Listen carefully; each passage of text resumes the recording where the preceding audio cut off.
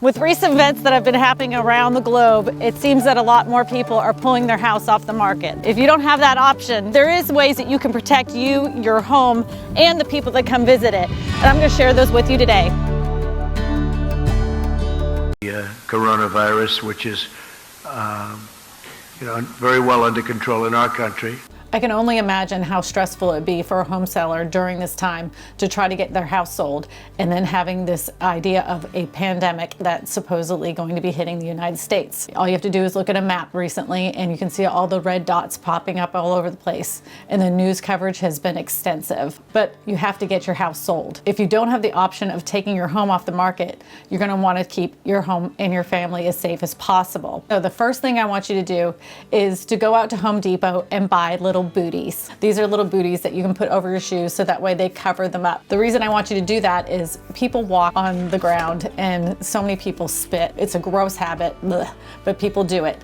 And with spit, we all know that this is transferred in through the body through mucus. So who knows what's coming on people's feet. So ask them to either A, remove their shoes, or B, if they're not willing to remove their shoes, to at least use the little booties that you provide. The second thing I want you to have them before they even walk through your door is to have a container of hand sanitizer. Now, I know that hand sanitizer right now is probably like liquid gold, but a friend of mine actually has created a video on how you can make your own DIY hand sanitizer that is perfectly effective, just like the ones you would get in the store. So here it is. Here's a quick 2-item recipe to make your own at home. So all you need is isopropyl rubbing alcohol, 70% or greater, and aloe vera gel. Go ahead and clean your hands.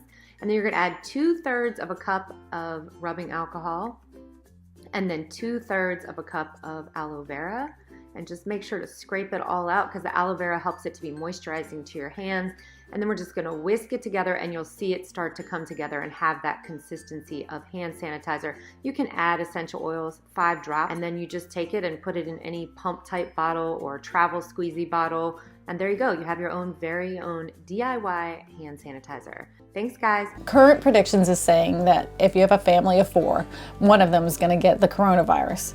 So it doesn't seem unreasonable that you would want to do these things to protect your family. None of these things that you're requesting are unreasonable, and if the buyers feel like they are, then maybe they weren't the right buyer for you. I've had it happen more often than not. Sometimes when you go out of your way to appease a buyer, they're not the ones that are going to buy your house anyways, or they give you the worst headaches. I'm being truthful here.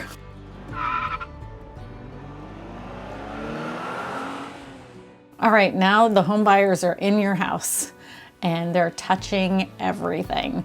Of course they're going to. You want them to feel as comfortable as they can in the home. The first thing I want you to do is, before you even put your hand on the handle to the door, is to spray it. Make sure you have something like Lysol in your possession and spray it before you walk through the door. I want you to put on a pair of gloves, get yourself a paper towel, and get that Lysol and start spraying surfaces you never even thought about. If anybody can put their hands on it, then that's a surface you need to spray. I want you to spray your ovens, your microwave, every single doorknob, every single one that you can think of, every single light switch, and one other place is the bathroom. A lot of times when you're going through these houses, you've seen many of them, and sometimes the buyers have to use the bathroom.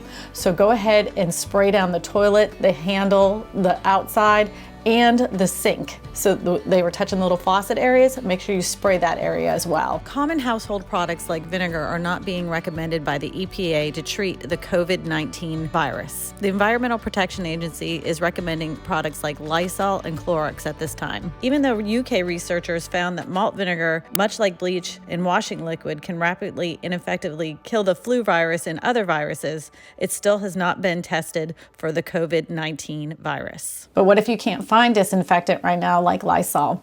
Well, there's a homemade trick for that as well. Again, my friend has made a fantastic video on how you can use your own homemade disinfectant, especially if you can't find any in your area. I thought I would show you really quickly how to make a bleach disinfectant spray. Super simple. Grab whatever bottle you have. I have an empty bottle that's 24 ounces, so I'm using this great little chart that I made for you guys, and it shows you exactly how much bleach to use based on the bottle size.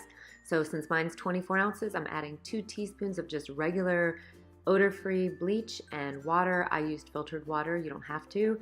and then go ahead and put the top on, shake it around, and there you go. You have a disinfectant spray for pennies that kills 99.9% of viruses. You don't have to go out and buy a bottle, just use an empty one that you have. I'm sure that home buyer is going to feel much more comfortable coming through your home and seeing all the things, the extra steps that you did to not only take care of your house, but also to take care of them. So they know that they're not going to get sick. And if you can't take your house off the market, of course, this is just the best way you can be able to handle this situation. Having a clean home when you're selling your home is very important. And if you take these extra steps, not only having your house clean, but having it sanitized, and then letting the buyers know that you've taken these extra precautions to not only protect them and protect your own family, might even give you an offer even quicker. If you wanted some other tips on getting your house clean when you're about to sell, I did a whole video list right here. My name is Kristina Smallhorn, your real estate whisperer, and I tell you all this because you matter. That's always been my catchphrase.